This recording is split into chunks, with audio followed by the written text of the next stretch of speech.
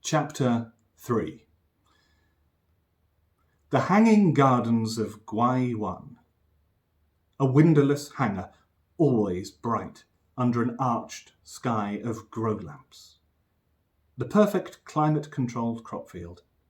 Layer upon layer of vertical farming units where the same plants drift by, again and again. Housed in regular multi-span bays, every plant alike, every leaf a facsimile of the last. Absolute silence.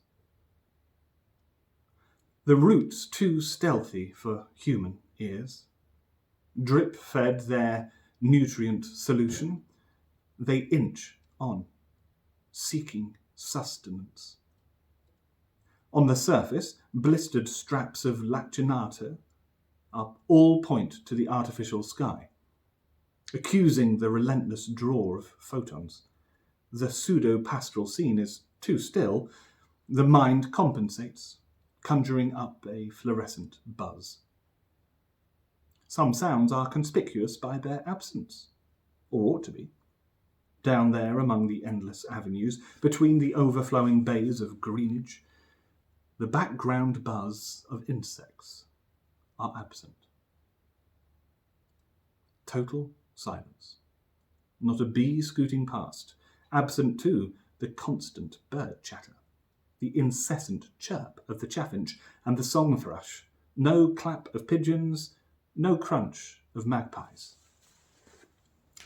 An electric ear might do better, because there are pollinators here. Busy little things, inaudible to the human ear. Micro-drones zipping between plants. Swarms of gnat-sized machines that never tire or wander or fall sick. That work relentlessly and with a single purpose. Free from predators and the whims of weather. And maybe 1 in 1,000 are tasked with monitoring conditions at Gwai-Wan.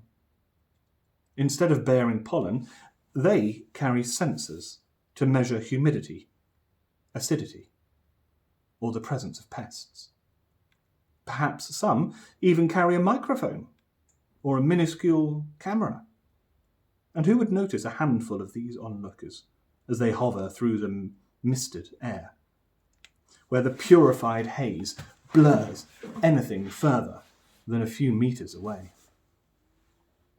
The avenue of aeroponic grow towers the pollinator spies glide along opens out onto a small plaza. Their lenses focus on something. A conference table, round and grandiose. This is the Dismamona boardroom, and not a single member of the board has actually been here. They attend via conference call, projecting images of themselves into the space for their regular meetings. One of them is arriving now, although he's a little early. A full-scale image of Pascal Dubas, hype and buzz director, blinked into existence beside the long table. He was one of the first of the Desdemona directors to turn up for the meeting, keen to see Jolantha and exchange a few private words before the others showed up. He had a sonnet he'd memorised for her. Full many a glorious morning have I seen. Her hologram popped up on the other side of the table. Well, hello. He bowed his head, but didn't take his eyes off her. Hi, Pascal. You look... Jolantha paused as an approving smile slid up her face. Well? Got the latest CRISPR update this morning? He clicked his fingers and span on the spot. Genes are dancing, gifts enhancing, muscles... He floundered. Entrancing? Glad you think so, puppy. And how about you? I thought we'd agreed not to use avatars for these meetings. I'm not, she said, opening her arms. What you see is what you get. You must take me for some untutored young buck. He walked over to her, shaking his head. Must be digital. Jolanta, my mind's eye has painted you 1,000 times since last we parted, and still it fell short of this vision. You're incorrigible. Jolanta adored the attention. My conference finishes soon, then we can really catch up, and I'll disprove such slander once and for all. I shall have to check very carefully. I expect you to be nothing but thorough. Jolanta So, Executive Vice President and shameless flirt, squinted into the misted atmosphere. Did you organise the eyes and ears we discussed? I don't see anything. My adorable querida, pollinator drones are tiny. You can't see them. This is all very under the counter, isn't it? Thrilling, even. Which is so you.